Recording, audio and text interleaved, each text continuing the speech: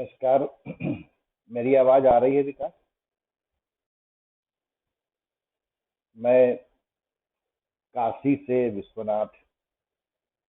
आज शिक्षक दिवस के अवसर पर आप लोगों ने जो यह विषय चुना और मुझे बोलने का अवसर दिया है, इसके लिए मैं आप सबका आभारी हूँ। विशेष रूप से ईश्वर शरण डिग्री कॉलेज के प्राचार्य आनंद जी का, हमारे छोटे भाई जो अभी हमारा परिचय दे रहे थे, इनकी बातों पर हमारे सहभागी मत जाइएगा। ये एक स्नेहवश और मित्रतावश कुछ ज्यादा ही बोल रहे थे।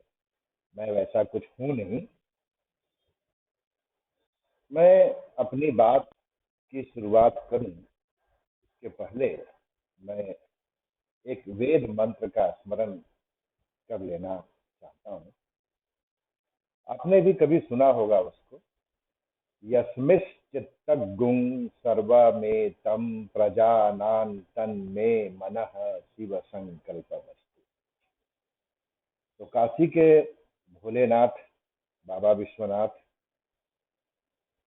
हमको आज वो सामर्थ्य दें कि इस विषय के साथ में न्याय कर सकूं, क्योंकि यह बहुत ही जटिल और उलझा हुआ विषय है।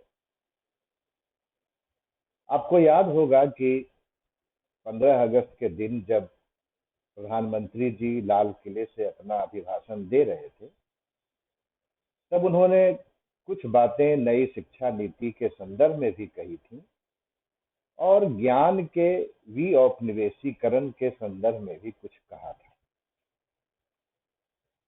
और यह जो चर्चा है वह ऐसा नहीं है कि भारतवर्ष में ही होता है, बल्कि पूरी दुनिया में, और खास करके जो उपनिवेशवाद का दंश झेल चुके राष्ट्र हैं, उन सभी जगहों पर किसी न किसी रूप में मानसिक विऔपनिवेशीकरण और ज्ञान के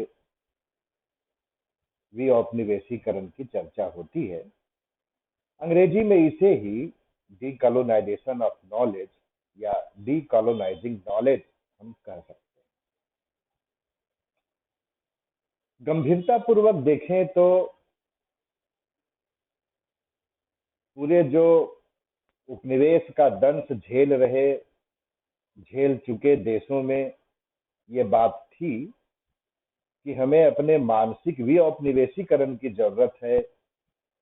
इसके लिए हमें ज्ञान के विऔपनिवेशीकरण की जरूरत पड़ेगी।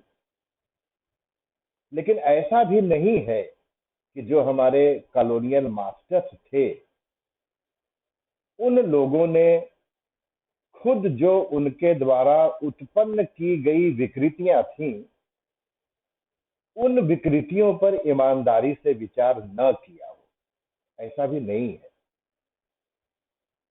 हम यहाँ कुछ उदाहरण ले लेते हैं तो ये बात और स्पष्ट हो जाएगी।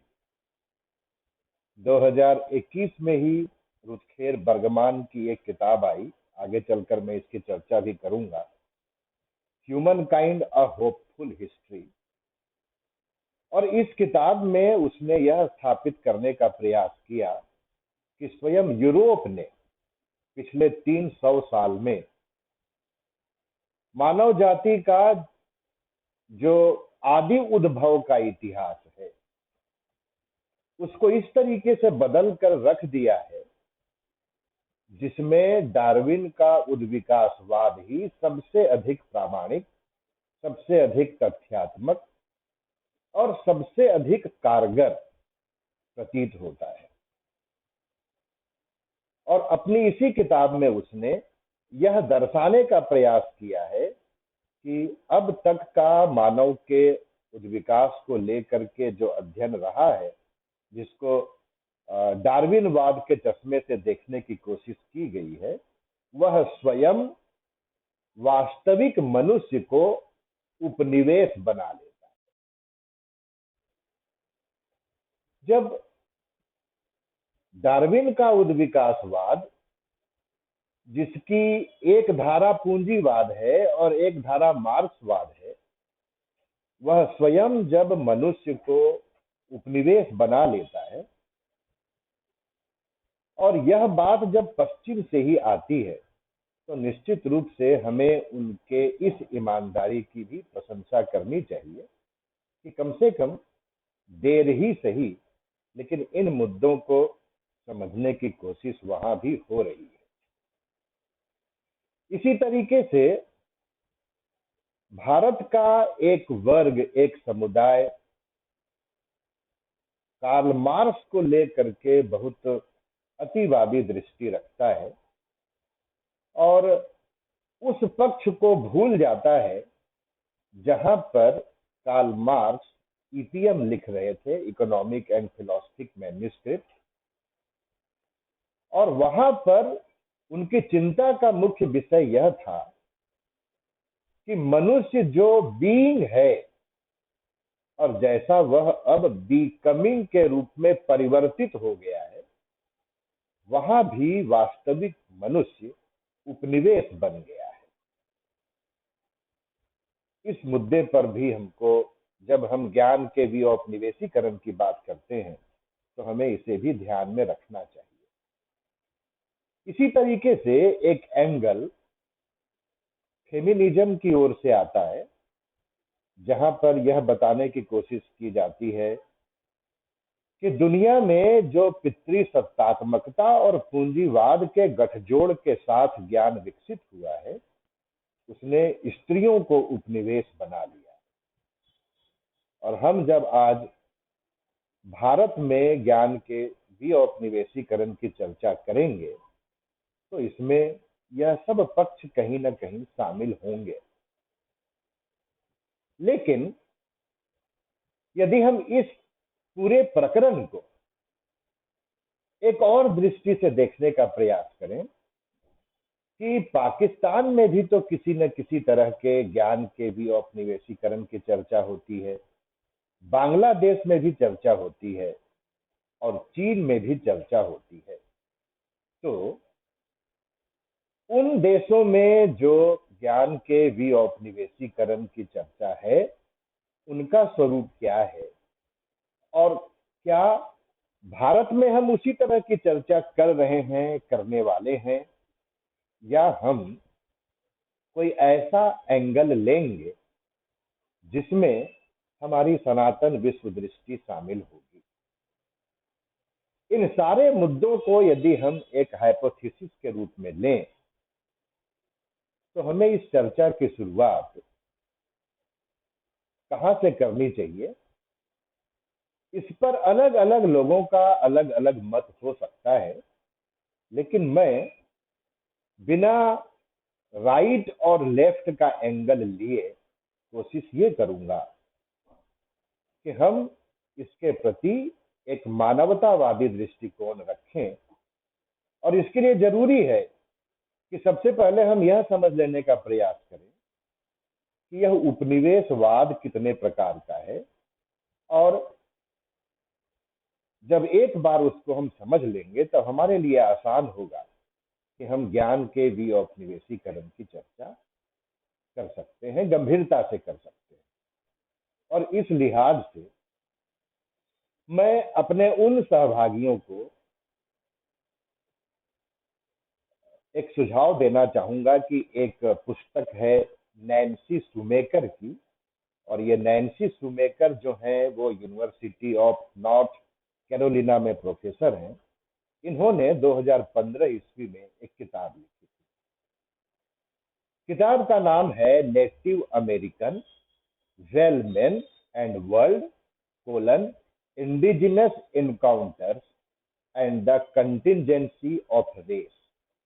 ये किताब भी ज्ञान के विऔपनिवेशीकरण का जो प्रश्न है उससे जुड़ता है। और इस किताब में उन्होंने 12 तरह के कॉलोनियलिज्म की चर्चा की है। और इस 12 तरह के कॉलोनियलिज्म में मैं अपनी ओर से दो और तरह के कॉलोनियलिज्म को जोड़ करके आज अपनी बात आपके साथ साझा करने का प्रयास करूंगा। पहले तरह के कॉलोनियलिज्म को वो कहती हैं सेटलर कॉलोनियलिज्म, दूसरे को कहती हैं प्लांटर कॉलोनियलिज्म। आपको पता है कि भारत से ही किस कृषि के लिए जो बहुत देशों में यहाँ के लोगों को ले जाया गया, जो इसी तरह का कॉलोनियलिज्म है। Extractive colonialism, trade colonialism, transport colonialism, imperial power colonialism, not in my backyard colonialism. इसको थोड़ा समझ लेते हैं। जो अपशिष्ट पदार्थ हैं पराऔद्योगिक राष्ट्रों के, पोस्ट इंडस्ट्रियल सोसाइटीज के, उन अपशिष्ट पदार्थों को डंप करने के लिए अब वे जगह खोज रहे हैं, और वो जगह उनको मिल रहा है विकासशील राष्ट्रों में, अर्धविकसित राष्ट्रों में। और इसके जरिए जो एक नए तरह के कॉलोनियलिज्म की उत्पत्ति हो रही है, उसे ही Nancy Shoemaker not in my backyard colonialism कहती है। अगला है लीगल कॉलोनियलिज्म। एक और कॉलोनियलिज्म की चर्चा करती हैं रोगे कॉलोनियलिज्म। और इसको थोड़ा ऐसे समझ लें कि जब दूसरे देश के कारपोरेट हाउसेस अपने प्रभाव से किसी देश के नियम कानून में बदलाव ले आने में सफल होने लगते हैं, तो वो इस तरह के कॉलोनियलिज्म को रोगे कॉलोनियलिज्म कहती है। नेक्स्ट, और ये 10th है, मिशनरी कॉलोनियलिज्म, और 11th है रोमांटिक कॉलोनियलिज्म, और 12वां है पोस्ट कॉलोनियल कॉलोनियलिज्म। ये 12 तरह के उपनिवेशवाद की चर्चा नैन्सी शुमेकर ने किया है, और मैं अपने ओर से इसको बिल्कुल अद्यतन करने के लिए साइबर स्पेस कॉलोनियलिज्म को 13वें कॉलोनियलिज्म के रूप में जोड़ता हूं। और जो एक नया एज हमारे सामने आ रहा है आर्टिफिशियल इंटेलिजेंस का, और इस आर्टिफिशियल इंटेलिजेंस में जो यूरोप की हेजेमनी है, वह भी एक तरह के कॉलोनियलिज्म को जन्म दे रही है। और इस लिहाज से 14वें प्रकार के रूप में मैं आर्टिफिशियल इंटेलिजेंस कॉलोनियलिज्म को रखता हूं। यह जो आर्टिफिशियल इंटेलिजेंस वाला कॉलोनियलिज्म है, यह आने वाले समय में बहुत ही विचित्र स्वरूप ग्रहण करने वाला है। आजकल जब हम हाइब्रिडाइजेशन की बात करते हैं, ऑटोमेशन की बात करते हैं, और सबसे बढ़कर जब हम आज मशीनों के द्वारा स्वयं उत्पन्न की गई लिंग्विस्टिक अंडरस्टैंडिंग कैपेसिटी की बात करने लगे हैं, तब यह जाकर के जो आर्टिफिशियल इंटेलिजेंस से उत्पन्न होने वाला कॉलोनियलिज्म है, उसके खतरे बहुत ही गहराते जाते हैं। आगे चल करके मैं इस पर कुछ कहने का प्रयास करूंगा। अब इतने प्रकार के यदि कॉलोनियलिज्म हैं, और इस कॉलोनियलिज्म में यदि हम किसी एक को आधार बना करके ही ज्ञान के विऔपनिवेशीकरण की चर्चा करें और बाकी को छोड़ दें, तो इसका आशय यह होगा कि हमने अपनी सुविधा से ज्ञान के विऔपनिवेशीकरण के लिए औपनिवेशीकरण के कुछ प्रतिमानों के साथ समझौता कर लिया है, और जिनसे समझौता नहीं किया है उसी के आधार पर हम नए ज्ञान का निर्माण करना चाह रहे हैं, और उसी को हम ज्ञान का विऔपनिवेशीकरण कह रहे हैं। वास्तव में ऐसा करना एक नए प्रकार के ज्ञान के औपनिवेशीकरण की ओर ही बढ़ना है, न कि वास्तव में ज्ञान का विऔपनिवेशीकरण करना। इसीलिए जब भी हम ज्ञान के विऔपनिवेशीकरण की बात करते हैं, तो हमारे चिंतन में, हमारे लेखन में ये सारे पहलू शामिल होने चाहिए। और इसीलिए ज्ञान के विऔपनिवेशीकरण की जो परियोजना है, वह बहुध्रुवीय है, जटिल है और चुनौतीपूर्ण है। इस टिप्पणी के बाद यदि हम अगले पड़ाव पर अपने व्याख्यान को, अपनी चर्चा को ले जाने के लिए पहल करना चाहें, तो हम यहाँ से पहल कर सकते हैं कि हम संस्कृति के संदर्भ में क्या दृष्टिकोण अपनाएं। मतलब हम किसे भी औपनिवेशीकृत संस्कृति कहेंगे, और इसके लिए संस्कृति के जो दो प्रतिमान दुनिया भर में है, एंथ्रोपोलॉजी के, सोशियोलॉजी के विद्यार्थी उसे पढ़ते हैं। एक संस्कृति का उद्विकासवादी नजरिया और दूसरा संस्कृति का प्रसारवादी नजरिया। वास्तविकता यह है कि आज दुनिया में कोई भी संस्कृति ऐसी नहीं है, या किसी भी समय दुनिया में कोई ऐसी संस्कृति नहीं थी जो सिर्फ प्रसारवाद के कारण अस्तित्व में आई हो, या जो सिर्फ उद्विकासवाद की वजह से, मतलब एकाकी रह करके उसका विकास हुआ हो। यह एक व्यवहारिक बात नहीं है कि हम इनमें से किसी एक मॉडल को ही अपना लें। वास्तविकता यह है कि यह दोनों ही मॉडल आइडियल टाइप हैं। वह हमको सोचने समझने का एक एंगल दे सकते हैं, लेकिन हम यह कहें कि इनमें से एक यही सही है, उद्विकासवाद ही सही है या प्रसारवाद ही सही है, यह उचित नहीं है। क्योंकि एंथ्रोपोलॉजी में एक शब्द होता है पत्थर फेंक दूरी। तो आदिम समाज में जब समूह एकाकी विकसित हो रहे थे, तब भी उनके पास, उनके सामने कोई ना कोई पत्थर फेंक दूरी पर रहने वाला समूह अवश्य था।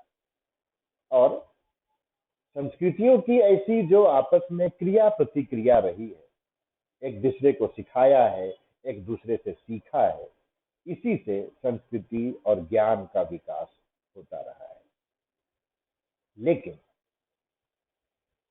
जब यूरोप ऐसे प्रभाव में आया कि वह दुनिया के भाग्य को बदल रहा था, बदलने की कोशिश कर रहा था, तब प्रयास यह किया गया कि यह स्थापित किया जाए कि संस्कृतियों के विकास में प्रसारवाद का विशेष योगदान है।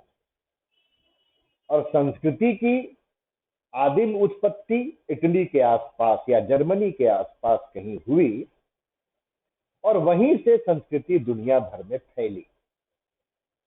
ये विचार इसमें निहित है, और यह विचार उपनिवेशवाद को समर्थन देने वाला एक विचार बनता था। ठीक यही बात जब हम आदि मानव की उत्पत्ति के संदर्भ में आजकल सबसे अधिक प्रामाणिक माने जाने वाले, जो कि डीएनए, जो उसकी अभियांत्रिकी है, रिसर्च है, उस पर भी आधारित है, उसके द्वारा भी पोषित है, जिसको हम आउट ऑफ अफ्रीका थ्योरी कहते हैं, कि अफ्रीका से ही मानव जाति सबसे पहली बार वहां उत्पन्न हुई और फिर दुनिया भर में फैल गई। इस विचार के जरिए भी ये सत्य है या आगे चल करके असत्य साबित होगा, ये तो भविष्य के गर्भ में छुपा हुआ है, लेकिन इसके जरिए भी एक प्रकार के उपनिवेशवाद का समर्थन किया जाता है। इसलिए खतरे बहुत हैं। किसी भी तथ्य को डांट से पकड़ लेने के खतरे बहुत हैं। और जब हम विचार करते हैं कि नहीं, संस्कृतियों का विकास वास्तव में एकाकी रह के हुआ होगा, वो उद्विकास का परिणाम था, तो इसके भी खतरे। और इसका एक खतरा बहुत महत्वपूर्ण यह है कि इसके जरिए संस्कृति के प्रति एक विशुद्धतावादी दृष्टिकोण का जन्म होता है। एक विशुद्धतावादी विशुद्धतावादी विश्व दृष्टि आकार ग्रहण करती है। और फिर उसमें यह माना जाता है कि हमारी संस्कृति में जो भी कुत्सित प्रभाव आए हैं, वह संकरण के परिणाम है। एक समय में संकरण बड़ा खराब शब्द माना जाता था, लेकिन आजकल हम लोग इस शब्द को बड़े ही गौरवान्वित अर्थ में लेते हैं। जैसे कि बड़े गर्व से कहते हैं कि ये जो हमने गाड़ी खरीदी है, इसका इंजन एकदम हाइब्रिड मॉडल है। ये ऐसे ही कह रहा हूँ, थोड़ा आप इसको इस लहजे से भी समझ सकते हैं। संस्कृति के प्रति ये जो विशुद्धतावादी दृष्टि होती है, उसकी एक और खास बात होती है कि वह एक प्रकार के संकरण का विरोध तो करता है, लेकिन जिसके प्रति वह विशुद्धतावादी होता है उसका प्रसार चाहता है, और यहां से जन्म लेता है होमोजेनाइजेशन का प्रोसेस। मतलब एक हो जाने की जो प्रक्रिया जिसे कई बार कही जाती है। और ये होमोजेनाइजेशन का प्रोसेस हमेशा डेमोक्रेटिक हो ये जरूरी नहीं है। ये दुनिया में कहीं ऐसा नहीं हुआ है, भारत में भी ऐसा नहीं हुआ है, चाहे हम वो 8वीं शताब्दी के पहले के भारत में जाए। ये जो होमोजेनाइजेशन का प्रोसेस है उसमें प्रॉब्लम यह है कि जो विशुद्धतावादी दृष्टि संस्कृति के प्रति होती है वह आग्रह करती है कि एक समूह के द्वारा जो स्थापित विचार है, जो व्यक्त किया जा रहा है, उसी में सबका कल्याण है। लेकिन उसके सामने भी कुछ वंचित तबके होते हैं जो मजबूरी में उसे स्वीकार कर रहे होते हैं, या फिर प्रतिस्पर्धा में पराजित होकर के उसको स्वीकार कर रहे होते हैं। हालांकि यह भी संभव है कि ये होमोजेनाइजेशन का प्रोसेस ही डेमोक्रेटिक हो कहीं पर, जहां पर ऐसा होगा जाहिर सी बात है कि उस संस्कृति की आयु बहुत लंबी होगी। और हमको इस लिहाज से भी भारतीय संस्कृति को जरूर देखना चाहिए। यदि हम होमोजेनाइजेशन को संकरण नहीं मानेंगे, क्योंकि कुछ समूह तो उसको संकरण मान रहे होंगे जिनके ऊपर उसका आरोपण किया जाएगा, तो जब हम होमोजेनाइजेशन को संकरण नहीं मानेंगे तब हम ज्ञान के विऔपनिवेशीकरण के एक तरह की बात कर रहे हैं। और यदि हम होमोजेनाइजेशन को भी संकरण मानेंगे तब हम एक दूसरे तरह के ज्ञान के विऔपनिवेशीकरण की बात कर रहे हैं। अब इन मुद्दों पर हम कुछ गहराई से विचार करें, इसके लिए हम आपके सामने 4 प्रश्न प्रस्तावित करते हैं। पहला तो यह कि क्या उपनिवेशवाद आधुनिकता के परिणाम स्वरूप उत्पन्न हुई परिघटना है, या उपनिवेशवाद के परिणाम स्वरूप आधुनिकता का आगमन हुआ है? बाहर से देखने पर यह बहुत ही सरल सवाल लगता है, लेकिन यदि आप गांधी के हिंद स्वराज की दृष्टि से देखें तो गांधी आपको बताएंगे कि यह आधुनिकता है जिसने उपनिवेशवाद को जन्म दिया, और इसीलिए हमको उपनिवेशवाद से लड़ने के लिए आधुनिकता से लड़ने की जरूरत है। और गांधी राष्ट्रीय आंदोलन में इसी तत्व का समावेश कर रहे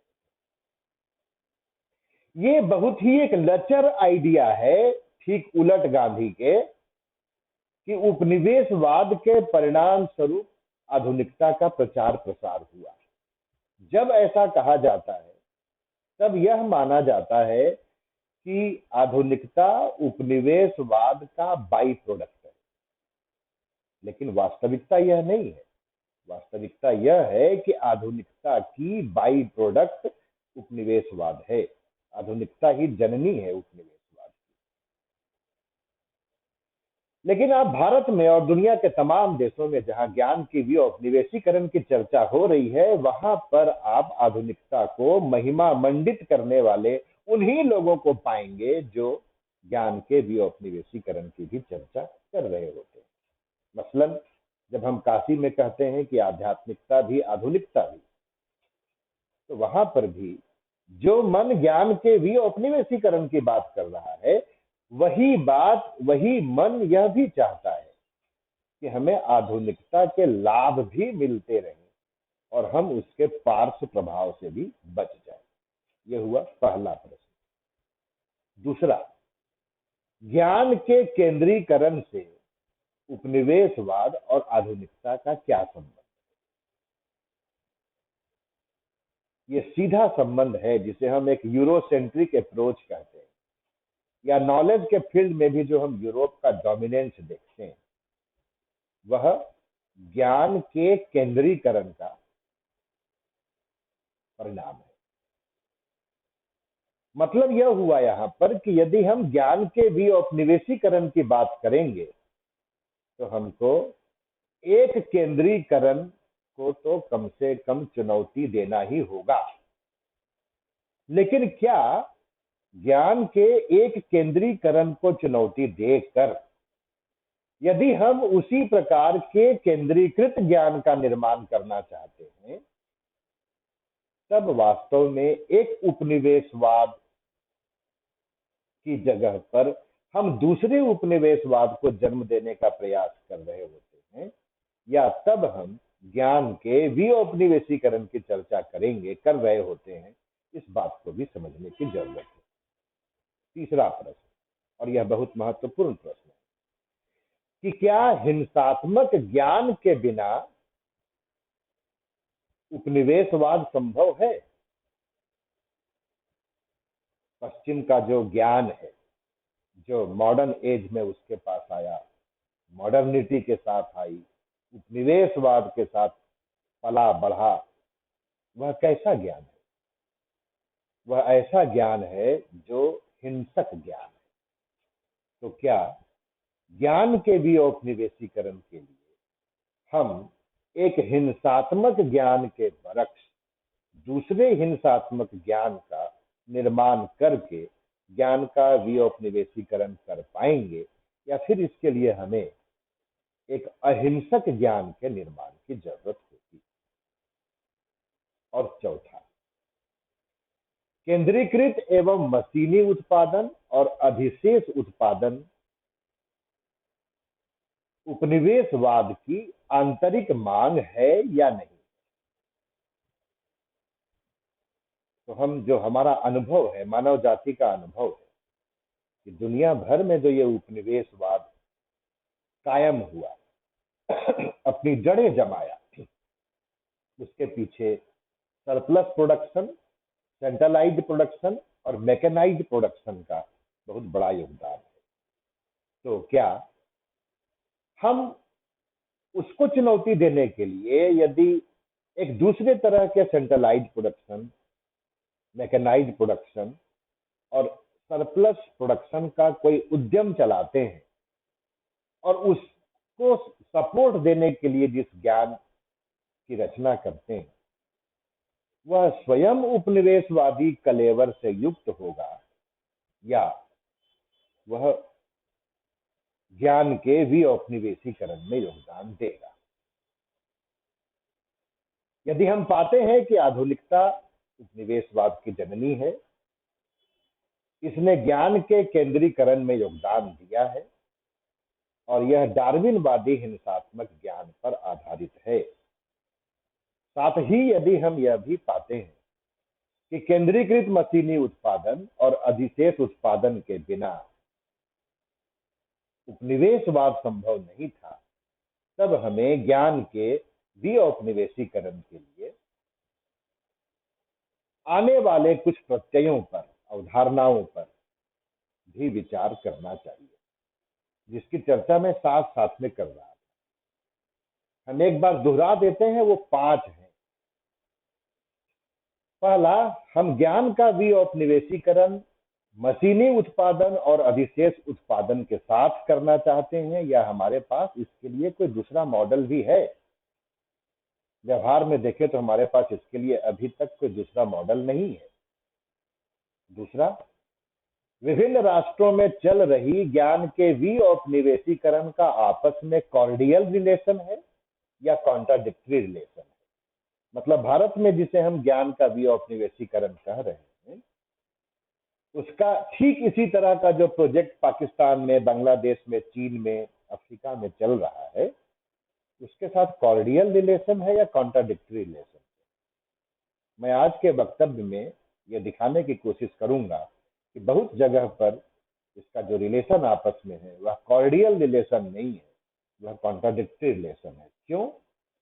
क्योंकि अभी तक यह सब कुछ जो राष्ट्र राज्य की एक भूक्षेत्रीय अभेद्यता होती है, जियोग्राफिकल इम्पर्टेबिलिटी का जो कॉन्सेप्ट है उसी के भीतर चल रहा है। और इसकी वजह से क्या होता है कि एक राष्ट्र के भीतर चलने वाली ज्ञान की भी औपनिवेशीकरण की प्रक्रिया इसी प्रकार की दूसरे राष्ट्र में जो प्रक्रिया चल रही होती है उसके विरोध में खड़ी हो जाती है।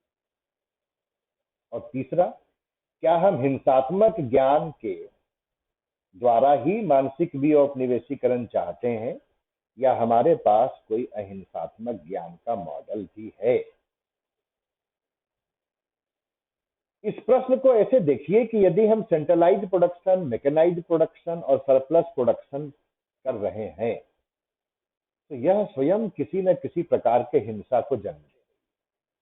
तो अभी तक तो हमारे पास मॉडल नहीं। और इस सिलसिले में जो मैं शुरू में 4 प्रश्न कहा था उसमें चौथा बहुत महत्वपूर्ण है कि हम आंतरिक उपनिवेशवाद को किस तरीके से देखते हैं।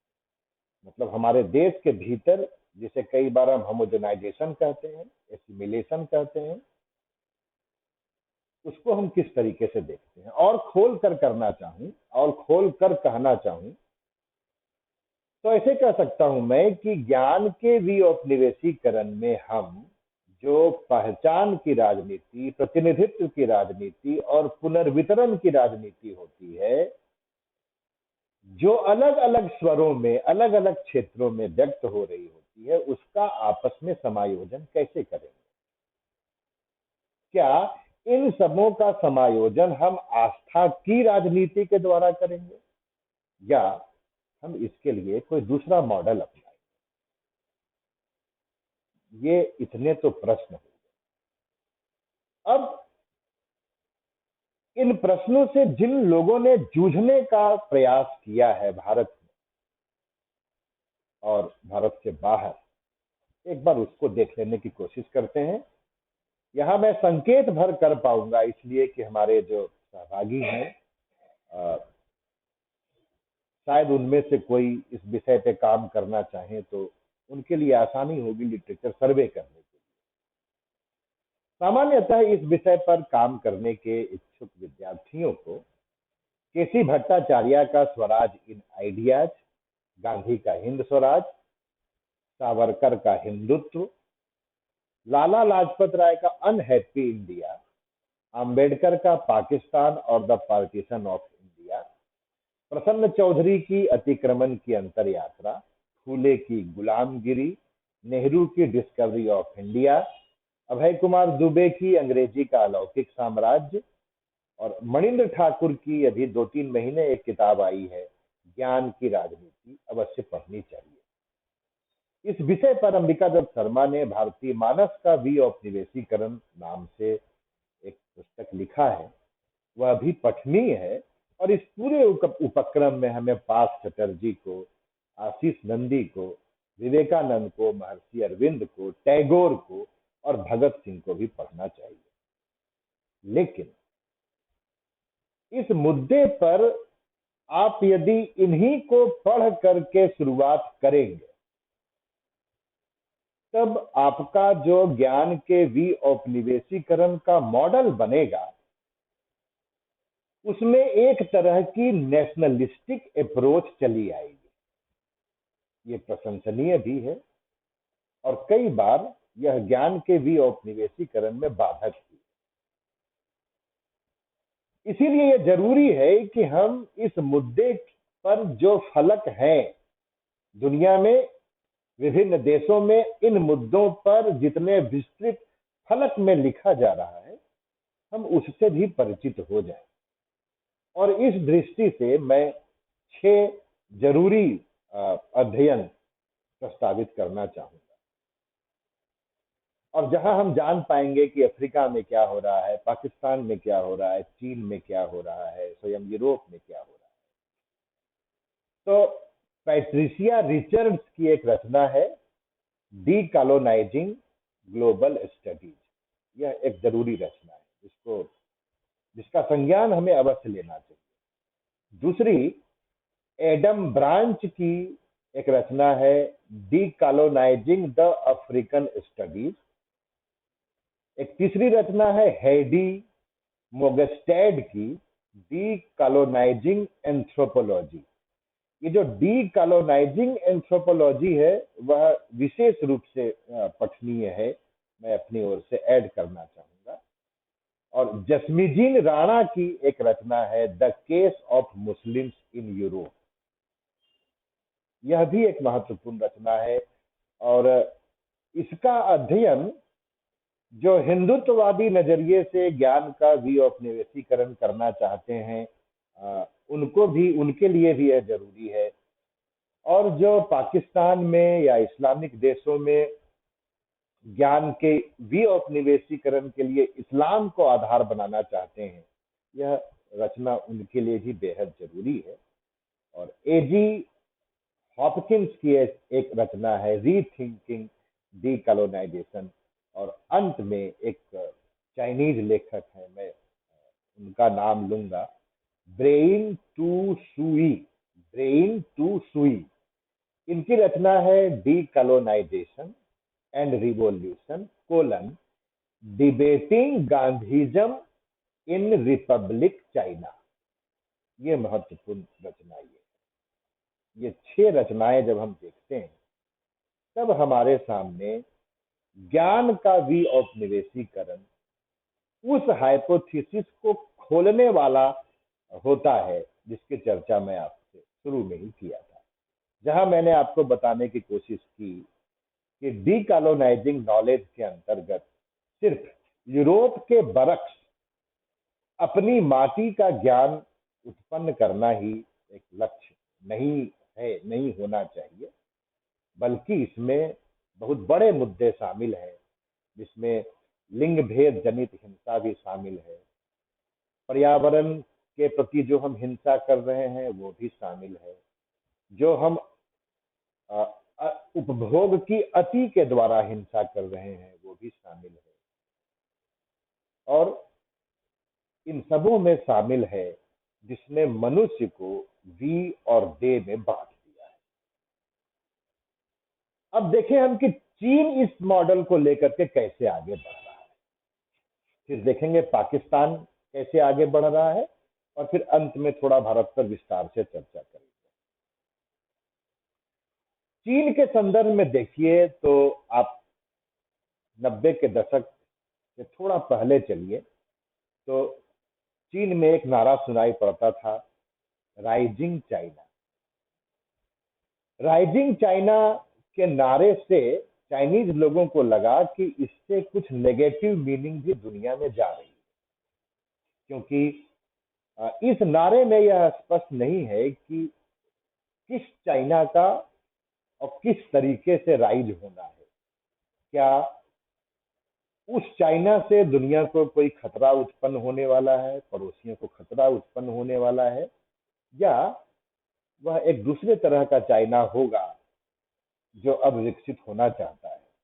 तो उन्होंने अपने नारे में बदलाव लाया। अंतर्राष्ट्रीय संबंध के विद्यार्थी इन मुद्दों से अच्छी तरह से वाकिफ हैं, और वह जो बदलाव आया उसमें कहा गया पीसफुल राइज ऑफ चाइना।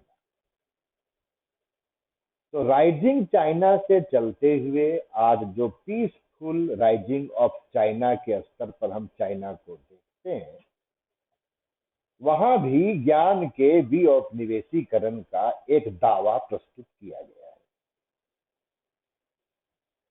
और उस दावे को जिस तरीके से सजा करके चाइनीज लेखक आजकल लिख रहे हैं, हमको उनकी कीमियागिरी से, उनकी एल्केमी से बचने की जरूरत है, और यह समझने की जरूरत है कि चीन में जो डीकॉलोनाइजिंग नॉलेज की चर्चा है उसका एक पांव कहां है और दूसरा पांव कहां है। और तब हम पाएंगे कि चीन में जो डीकॉलोनाइजिंग नॉलेज की चर्चा होती है उसका एक पांव मिडिल किंगडम थ्योरी पे है। आप मिडिल किंगडम थ्योरी के बारे में परिचित ही होंगे। संक्षेप में ऐसे समझ लीजिए कि जैसे भारत में हम लोग कहते हैं कि हम भारतीयों को विश्व गुरु होना है और इसके लिए हमारे पास कुछ मॉडल बनाने की कोशिश करते हैं, तो उसी प्रकार से चीन हान वंश के समय जो उसकी एक बड़ी प्रसिद्धि थी, जब उसका सिल्क रूट पर दबदबा था, वह वहां से लेता है एक संदर्भ कि हमको उस तरह के चीन को विकसित करके आगे ले जाना। तो यह मिडिल किंगडम थ्योरी पर उसका एक पांव टिका हुआ है। जाहिर सी बात है कि इससे किसी को आपत्ति नहीं होगी। कोई भी राष्ट्र स्वतंत्र है कि वह अपने ऑथेंटिक पास्ट की तलाश कर सकता है, लेकिन डीकॉलोनाइजिंग नॉलेज का संबंध सिर्फ ऑथेंटिक पास्ट के तलाश तक ही सीमित होता, तब तो कोई बात नहीं थी। लेकिन डीकॉलोनाइजिंग नॉलेज का संबंध रिलायबल फ्यूचर के निर्माण से भी संबंधित है। और यहां पर पहुंचकर जब हम चीन के अगले कदम को देखते हैं कि आगे चीन क्या करने वाला है, तब आप देखेंगे कि वह अमेरिका की अपेक्षा 5 या 6 गुनी बड़ी जीडीपी वाला देश बनना चाहता है। ये जो पेंडेमिक के वजह से आर्थिक आंकड़े गड़बड़ा गए हैं उनको छोड़ दीजिए, और अमेरिका के जीडीपी को आप एक बार 20 ट्रिलियन के आसपास का मान लीजिए, तो चीन का लक्ष्य 100 ट्रिलियन की इकोनॉमी के लक्ष्य को प्राप्त करने के आसपास का है। ऐसा इसलिए क्योंकि अमेरिका की अपेक्षा उसकी आबादी 5-6 गुना अधिक है। इसीलिए यदि वह अमेरिका की स्तर की आर्थिक विकास के लक्ष्य को प्राप्त कर लेता है, तब भी उसके प्रति व्यक्ति आय में उतनी बड़ी वृद्धि नहीं हो जाएगी। और यह जो लक्ष्य चीन का है, इस लक्ष्य को प्राप्त करने के लिए जाहिर सी बात है कि उसे संसाधनों की जरूरत है। दुनिया भर के संसाधनों पर कब्जा जमाने की जरूरत है, बाजार की जरूरत है। और यह सब जब वह प्राप्त करने का प्रयास कर रहा है और भविष्य में करेगा, तो क्या वह इसके लिए उस मार्ग का सहारा नहीं ले रहा है जिस मार्ग का सहारा एक समय यूरोप के उपनिवेशवादी शक्तियों ने लिया था, या इसकी जगह वह मिडिल किंगडम थ्योरी में जो उनके बड़े ह्यूमैनिटेरियन फिलोसोफर थे, वह उनका सहारा ले रहा है। तो जाहिर सी बात है, आप इस बात को समझ लेंगे कि वह जो ह्यूमैनिटेरियन फिलोसोफर्स थे मिडिल किंगडम थ्योरी के समय में, किसी का माइक चालू है जिसकी वजह से बहुत आवाज आ रही है। अभी अपने सवाल आप लिख के रख लीजिए, वो इस तरह हमारे बोलने में बीच में व्यवधान आ जाएगा। आप यकीन मानिए मैं पर्याप्त समय दूंगा और आप हमसे सवाल जवाब करने के लिए बिल्कुल उपस्थित रहूंगा। अब चीन के संदर्भ में देखिए तो यह दिखाई पड़ेगा कि चीन एक कायांतरण कर रहा है, जिसे वो ट्रांसफॉर्मेशन कह रहा है। वह ट्रांसफॉर्मेशन कैसा ट्रांसफॉर्मेशन है? वह अपने शरीर को बदल रहा है, वह अपने मन को बदल रहा है, और यहां तक कि वह अपनी संस्कृति को भी बदल रहा है। कहने का मतलब यह है कि जिस चीज को आधार बना करके आप प्रगति करना चाह रहे थे, प्रगति करना चाह रहे हैं, और डीकॉलोनाइजिंग नॉलेज का प्रोजेक्ट जोड़े हुए हैं उससे, जहां पर जाकर के ये खत्म होगा, वहां पर आप नहीं रह जाएंगे। क्या हो जाएंगे? आप भी यूरोप हो जाएंगे। क्यों? क्योंकि आपको भी क्या चाहिए? आपको भी वही सरप्लस प्रोडक्शन चाहिए, आपको भी उसी तरह का मिलिट्री डोमिनेंस चाहिए, आपको भी उसी तरीके से मार्केट पर कब्जा चाहिए। तो फिर यूरोप के कॉलोनियलिज्म में और जो चीन जिस तरीके से आगे बढ़ रहा है, दबदबा जमा रहा है, उसके कॉलोनियलिज्म में अंतर क्या होगा? वास्तविकता यह है कि उसकी लाठी की जगह मेरी लाठी, चीन के द्वारा जो प्रयास है डीकॉलोनाइजिंग नॉलेज में, वह बस इसी तरह का फर्क है। उसकी लाठी की जगह हमारी लाठी। एक बात और, ये जो यूरोप का कॉलोनियलिज्म है उसमें साधन और साध्य का विवेक नहीं था।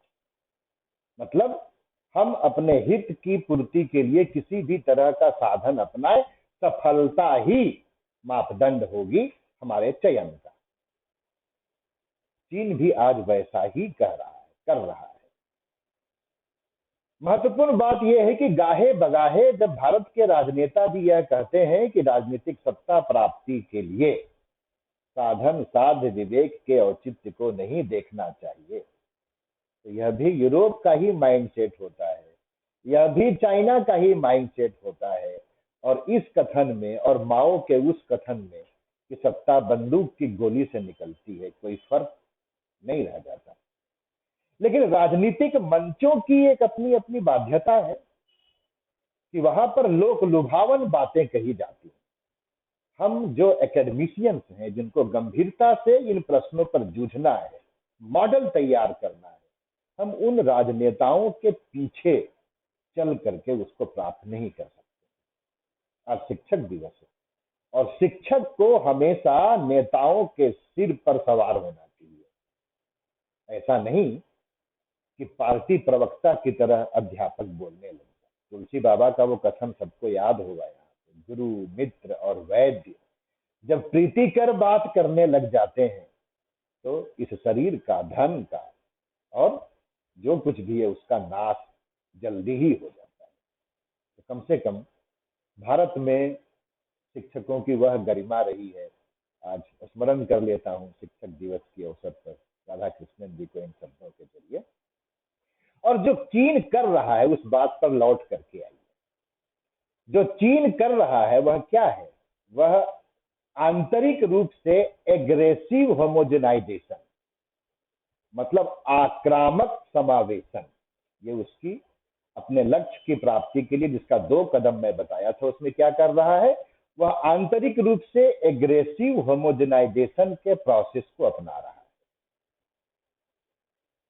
और बाह्य रूप से वह हेजोमिनिक कंपिटिटिव ट्रेड को अपना आदर्श बना रहा है। ये कॉन्ट्राडिक्शन इन टर्म्स लग सकता है, मतलब हेजोमिनिक भी है और कंपिटिटिव भी है। मैं कह रहा हूं हेजोमिनिक कंपिटिटिव ट्रेड, मतलब कंपटीशन का एक मुखौटा तो है लेकिन उसके जरिए वह हेजोमिनी चाहता है। और ये हेजोमिनी कितनी है? मैं ये जो ईयरफोन लगाया हूं, जिस फोन से आपसे जुड़ा हुआ हूं, ये तमाम चीजें आप सब जानते हैं कि इसमें चीन का कितना पैसा लगा हुआ है। ये भारत के लिए ही नहीं, ये पूरी दुनिया के लिए एक चिंता का विषय भी भविष्य में बनने वाला है। अब लौट करके पाकिस्तान पे आइए कि वहां पर किस तरीके से ज्ञान के भी औपनिवेशीकरण की चर्चा होती है, वो भी बड़ा रुचिकर लगेगा आपको।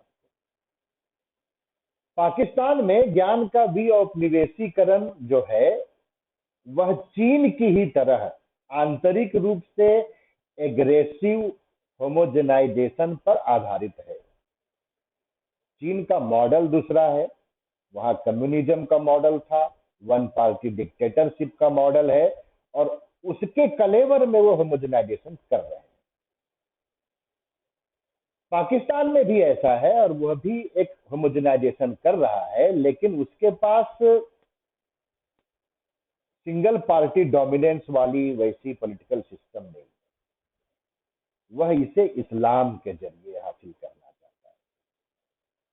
और बाह्य रूप से वह हेजोमोनिक कम्पिटिटिव ट्रेड को अपनाने की हैसियत में नहीं है जहां पर चीन पहुंच गया है। तो बाह्य रूप से वो क्या करेगा? तो बाह्य रूप से भी वह इस्लाम का सहारा ले रहा है। चीन में और पाकिस्तान में ये फर्क है।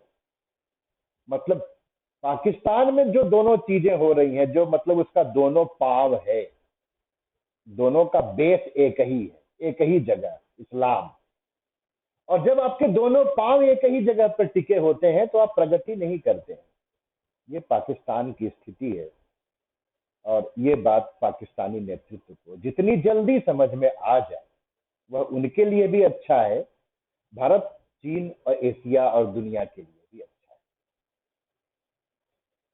और जब वह आंतरिक रूप से होमोजेनाइजेशन के लिए इस्लाम का और बाह्य रूप से भी अपने लक्ष्य की प्राप्ति के लिए इस्लाम का ही सहारा लेता है, सब कुछ उसके साथ ठीक चल सकता था, लेकिन उसका अतीत उसको इसके लिए उसका साथ नहीं देता है। दो तरीके से। एक तो तब जब इस्लामिक एकता का पूरा ताना बाना, प्रधानमंत्री इंदिरा गांधी जब हमारे यहाँ प्रधानमंत्री थी और एक अनचाहे युद्ध में हम लोगों को हस्तक्षेप करना पड़ा, बांग्लादेश का विभाजन हो गया। लेकिन वो जो बांग्लादेश टूट करके पाकिस्तान से निकला, यह भारत के हस्तक्षेप का परिणाम नहीं था, यह स्वयं मुस्लिम समुदाय की मांग भी थी। तो वो इस्लामिक एकता तो उसका चल नहीं पाया। दूसरी चीज कि आप यदि जिस तरीके से हमारे यहाँ एनसीईआरटी की किताबें हैं, आए दिन परिवर्तन होते रहते हैं, ऐसा पाकिस्तान में भी होता रहता है। जल्दी ही इस विषय पर मेरा एक विस्तृत लेख प्रकाशित होगा, मैं विकास को साझा करूंगा और अनुरोध करूंगा कि कम से कम यहाँ जो सहभागी हैं उनको उपलब्ध करा दे। तो पाकिस्तान जब अपने अतीत को दिखाने की कोशिश करता है और डीकॉलोनाइजिंग चाहता है, डीकॉलोनाइजिंग नॉलेज, तो क्या कर रहा है? आप वहां की किताबों को 7th के बाद से इंटरमीडिएट तक की जो रही हैं, खास करके जनरल जिया उल हक के बाद से जो वहां पर प्रयास किए गए थे, देखिए वो सिंधु घाटी के बारे में जो कुछ भी साबित कर दे। हिंदू लोग वहां के लोगों का बहुत शोषण करते थे, वहां के लोग हिंदुओं के साथ नहीं रहना चाहते थे, वहां के लोगों की पहचान हिंदू पहचान नहीं थी, इत्यादि इत्यादि। आप अपनी किताबों में जो मन में आए वो लिखते रहिए, लेकिन आप ये साबित नहीं कर पाएंगे कि जो सिंधु घाटी की सभ्यता थी वह इस्लामिक सभ्यता थी। ठीक है, विभाजन के परिणाम स्वरूप एरिया आपके यहाँ पड़ता है और वो वैश्विक यूनेस्को का वो धरोहर है, सब लोग देखने जाते हैं, संरक्षित करना आपका कर्तव्य है, लेकिन आप उसको साबित ये नहीं कर पाएंगे कि वो इस्लामिक सभ्यता है।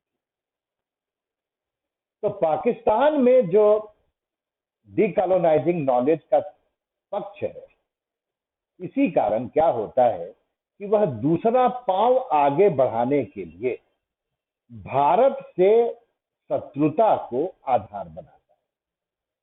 मतलब भारत विरोध कह लीजिए या हिंदू विरोध कह लीजिए,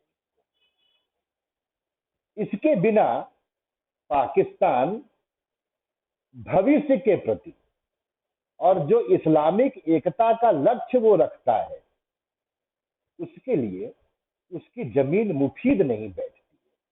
क्यों? क्योंकि दुनिया जानती है भाई कि इंडोनेशिया के बाद सबसे अधिक मुसलमान भारत में रहते हैं, और जो दावे पाकिस्तान कर रहा है वह दावे खोखले इसलिए हैं कि उससे बड़ी आबादी मुसलमानों की भारत में रह रही है, बड़े सौहार्द से रह रही है, सब मिलजुल के तरक्की कर रहे हैं। ठीक है, बड़ा देश है, बीच बीच में ऐसी चीजें भी होती हैं, दोनों ओर से होती हैं, जो पीड़ादायक होती है। मैं इसमें हिंदुओं और मुसलमानों दोनों को दोष देता हूं, और जितनी जल्दी ये समझदारी हमारे जनमानस में आ जाए, हम ज्ञान का भी औपनिवेशीकरण उतना जल्दी कर पाएंगे। ये दो मॉडल हमारे पास थे। इस दो मॉडल के बाद यदि हम ज्ञान के भी औपनिवेशीकरण की जैसी चर्चा भारत में होती रही है और अब होने लगी है, इस पर हमें कुछ बातचीत कर सकते हैं। शुरू में ही मैं कहा 15 अगस्त को भी मोदी जी ने भी इसकी चर्चा की थी। तो क्या हम जब ज्ञान के भी औपनिवेशीकरण की बात करते हैं तो हमको पूर्व पक्ष के रूप में पाकिस्तान को और चीन को रखना चाहिए? यदि हम पाकिस्तान को इस परियोजना के पूर्व पक्ष में रखेंगे तो परिणाम क्या होगा कि हम एक उपनिवेशवाद के विरुद्ध दूसरे तरह के उपनिवेशवाद का समर्थन कर रहे हो। वास्तविकता क्या है कि भारत में ज्ञान के भी औपनिवेशीकरण की कोई भी चर्चा अखंड भारत के बिना तो संभव नहीं है।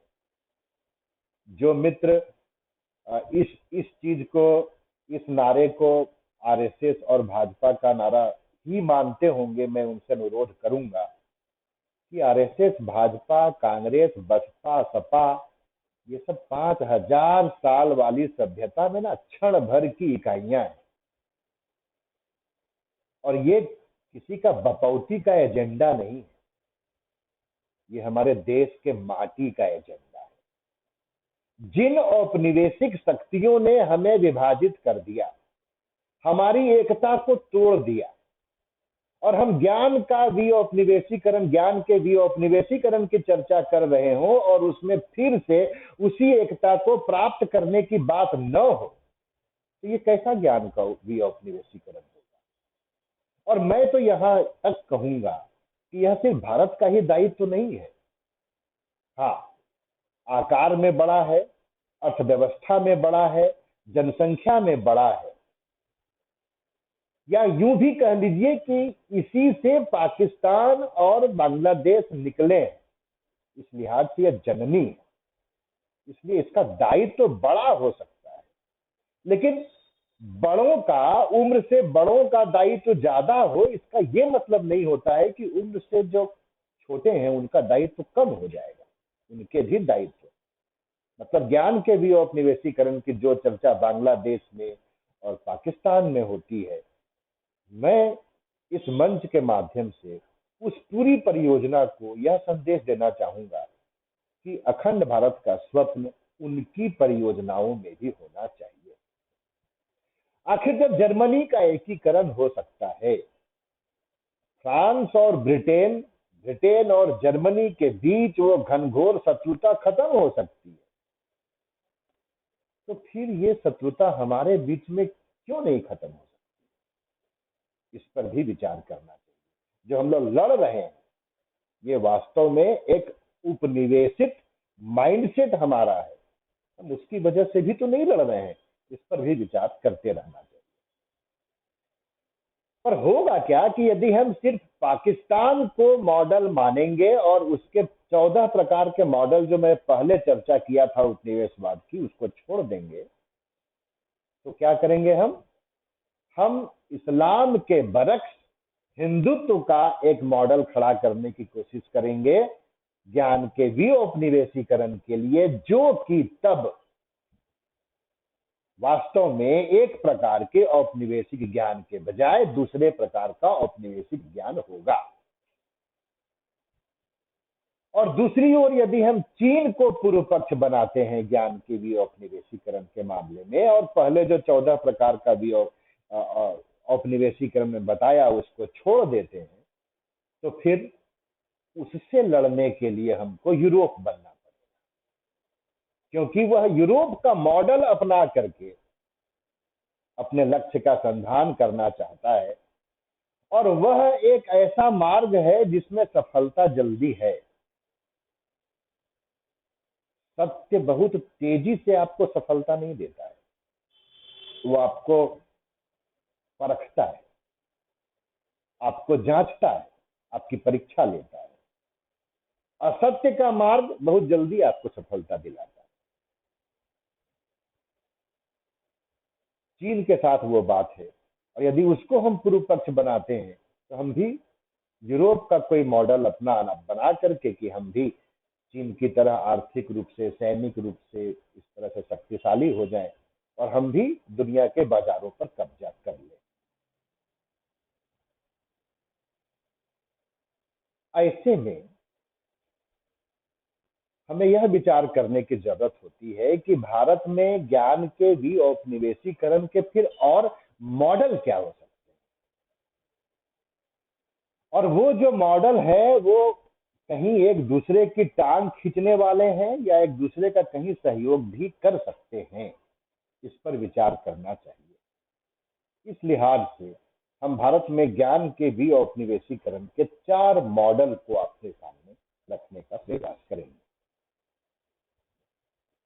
ज्यादातर इनमें खिंचाव का, टकराव का संबंध है, लेकिन उस खिंचाव और इस टकराव से हम आंख बंद किए रहेंगे और सोचेंगे आंख बंद करके कि वो चीज हमारे समाज में है ही नहीं, तो इससे हम एक भयंकर आग लगने की संभावना को जो चिंगारी के रूप में पड़ी हुई है उसको बने रहने देंगे, उसको दूर करने की कोशिश नहीं करेंगे। इसलिए ईमानदारी से सब पर विचार करने की जरूरत है।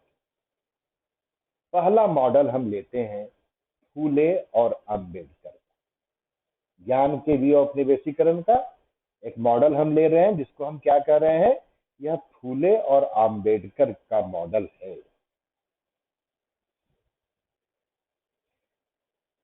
यदि आप फूले के गुलामगिरी को पढ़ें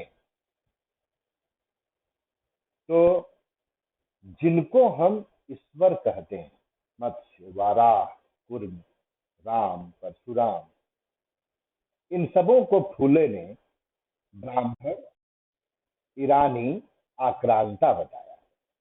मतलब ये बाहरी लोग हैं, आक्रमणकारी हैं। और इन्होंने क्या किया, यहाँ के जो देसी निवासी थे, जो महार थे, जो क्षत्रिय थे, उनको नष्ट भ्रष्ट कर दिया। तो फूले और अंबेडकर का जो मॉडल बनेगा वो क्या बनेगा, ज्ञान के भी औपनिवेशीकरण का। ये जो महार है, महार मतलब महाअरि, महाअरि टर्म आया फूले में। जो परशुराम है उनके जो महान शत्रु थे वही पराभूत हो गए, तो महार, अछूत इत्यादि कहे जाने लगे। डोम, चमार, पासी जिनको हम कहते हैं, वो सब भी इस कैटेगरी में आएंगे। तो एक मॉडल तो यहां से आएगा जो पूरे हिंदुत्व के मॉडल को खारिज कर देता है। तो क्या हम एग्रेसिव होमोजेनाइजेशन का प्रोसेस स्टार्ट कर दें कि भाई ये तो हमारे देवी देवताओं के प्रति इस तरीके से दुराग्रही हैं, या फिर हमें यह विचार करने की जरूरत है कि उनकी सोच में कहां गलती है और कहां सत्यता है। भारत में जो सबाल्टर्न स्टडीज हुए हैं, बाढ़ लगी है ऐसी रचनाओं की, या जो महिषासुर विमर्श एक चलता है, उसमें भी इसकी बड़ी चर्चा हुई है। मैंने उसके प्रतिवाद के लिए प्रतिमान में एक लेख लिखा था, नेट पर उपलब्ध है, आप चाहे तो उसको पढ़ सकते हैं। प्रॉब्लम कहाँ है, प्रॉब्लम ये है। हाँ हाँ सर।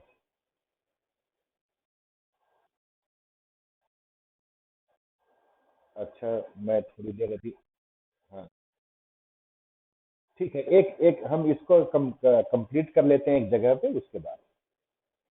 तो अब यह महत्वपूर्ण प्रश्न क्या है जिसकी हम यहाँ आपसे चर्चा कर रहे हैं, कि जब हम पाणिनि के अष्टाध्यायी को देखें तो वहां पर विदेशी आक्रांताओं के लिए भी शूद्र शब्द का इस्तेमाल हुआ है।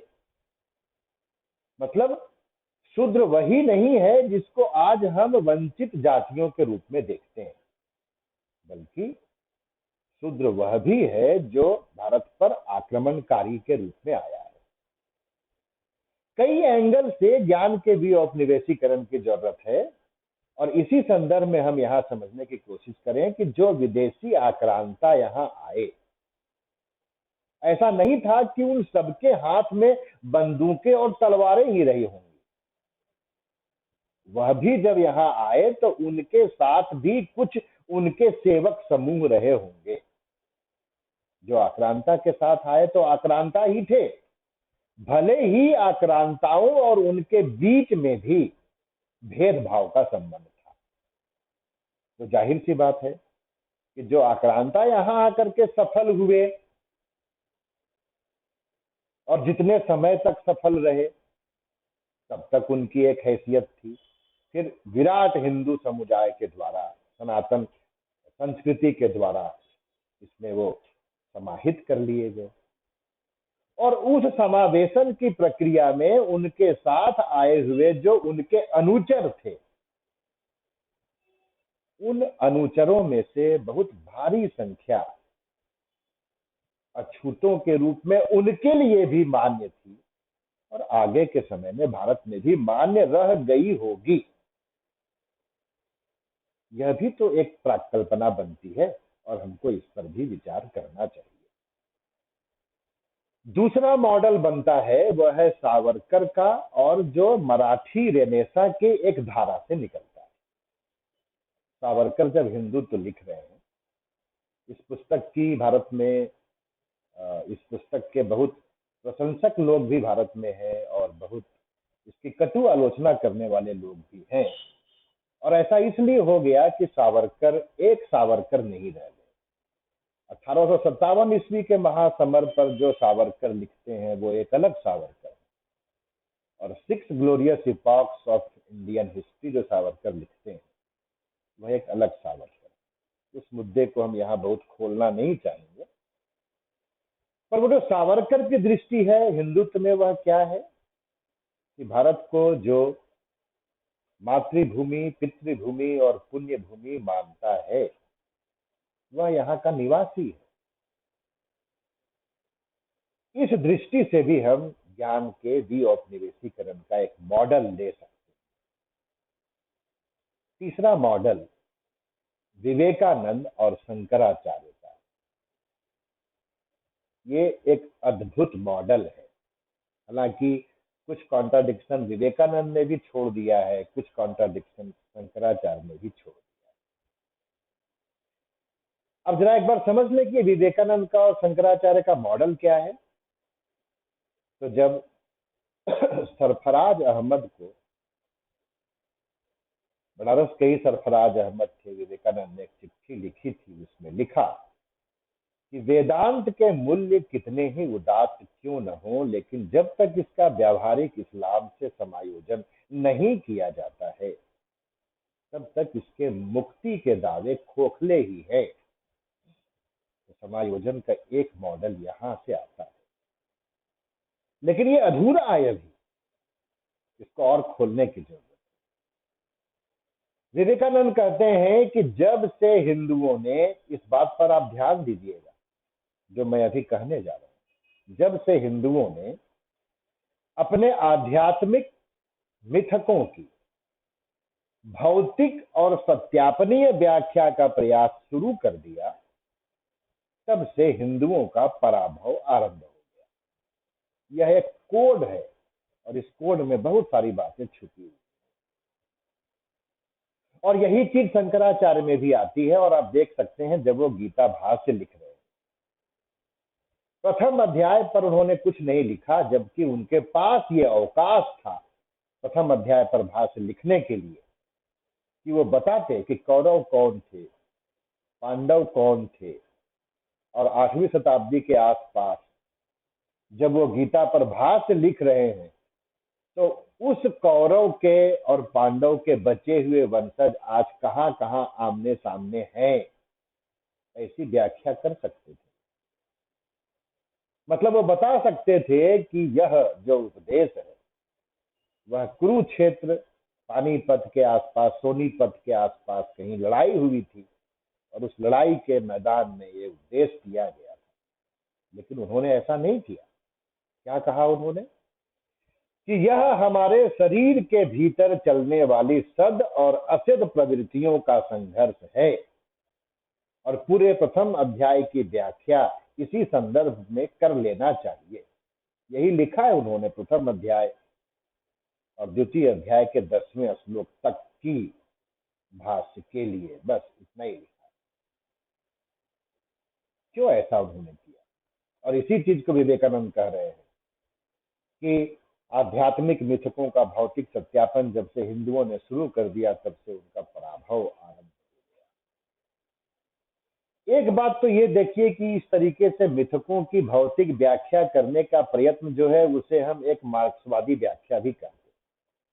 और दूसरी चीज ये है कि भारत में चाहे मार्कंडेय पुराण लिखा गया हो, चाहे शंकर भाष्य लिखा गीता पर शंकराचार्य ने, या विवेकानंद लिख रहे हैं, या जो भागवत कथा कही गई, और इन सभी में क्या हुआ कि हो सकता है कि उसमें जिन संघर्षों का वर्णन है वह विभिन्न जातियों का आपसी संघर्ष हो, पर हमारे ऋषियों ने क्यों नहीं उसको उस रूप में प्रस्तुत किया? क्योंकि वो जानते थे कि यदि हम इनकी भौतिक सत्यापनीय व्याख्या करेंगे तो हमारा समाज विषाक्त होगा, विषाद बढ़ेगा, तनाव बढ़ेगा। और इसीलिए संघर्ष की जो व्याख्या की, उस व्याख्या को उन्होंने आध्यात्मिक कलेवर दिया, सद और असद प्रवृत्तियों की व्याख्या बता दिया। और जब हम देवासुर संग्राम में भाग लेने वाले असुर को एक जनजाति के रूप में पहचानने की कोशिश करते हैं और देवताओं के रूप में वो ब्राह्मणों के समीकरण को ले लेते हैं, तो क्या प्रयास कर रहे होते हैं कि ऋषियों ने जो प्रयास किया, उस प्रयास को और उस प्रयास की वजह से जो एकता आई, उस एकता को विद्रुप करने की कोशिश कर रहे होते हैं, ध्वस्त करने की कोशिश कर रहे होते हैं। देखिए, हम अतीत में क्या थे और भविष्य में हम क्या हो जाएंगे, यह जिज्ञासा मानव की बड़ी स्वाभाविक जिज्ञासा है।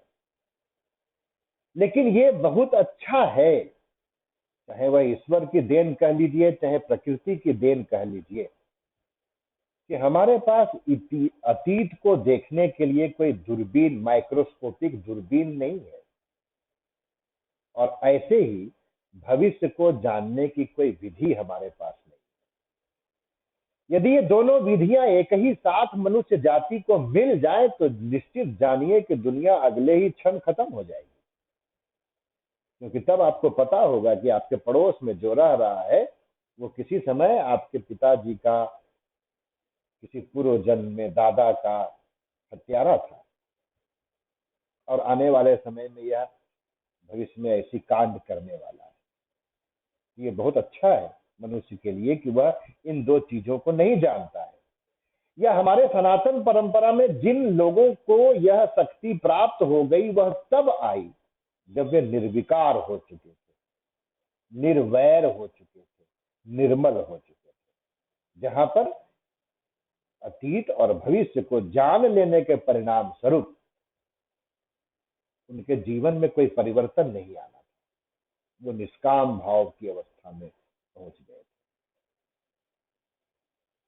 इसके जरिए भी हम ज्ञान के विऔपनिवेशीकरण का एक मॉडल तलाशते हैं, और यह मॉडल फिर आगे चल करके हम फिर इसकी चर्चा करेंगे, वो आएगा वेदांत के मॉडल में। और एक चौथा मॉडल है अकेले गांधी का मॉडल। गांधी कहते हैं, जब शुरू में ही मैं इसकी चर्चा किया था कि आधुनिकता से हमको बचना है, क्योंकि आधुनिकता क्या करेगी, हमारे प्रवृत्ति को बदल देगी, और जब ये हमारे प्रवृत्ति को बदल देगी तब हमारे लिए, हमारे पास हमारा कहने लायक कुछ नहीं बचेगा। इसलिए हमें आधुनिकता से बचने की जरूरत है, और आधुनिकता से हम तब बच पाएंगे जब हम अपनी ग्राम समाज की रचना ऐसे करेंगे जहां प्रत्येक ग्राम आत्मनिर्भर ग्राम हो। हमारे पास आजकल जैसा मशीनी उत्पादन न हो, हमारे पास आजकल जैसे जो सैन्यागार है वो न हो, हम मितव्ययी हैं, हम परिग्रह पर बहुत बल देने वाले लोग न हो। यह जो हमारे भारतीय ऋषि परंपरा का ही विचार था, गांधी उसको लेकर के एक मॉडल तैयार करते हैं। राम राज्य नाम से वो है, आप सब लोग परिचित हैं इससे। वह भी ज्ञान के विऔपनिवेशीकरण का एक मॉडल है, और उस पर बहुत कुछ लिखा गया है। विकास ने हमसे कहा था कि हमें एक ब्रेक आपको देना चाहिए, तो इस वक्त मैं आपको थोड़ा उससे अधिक टाइम ले लिया हूं। तो मिलते हैं हम लोग एक ब्रेक के बाद और इस चर्चा को आगे बढ़ाते हैं। विकास, यदि आप सुन रहे हैं तो बताइए मुझे फिर से कब जुड़ना है। अभी 3:23 मेरे मोबाइल में बता रहा है समय।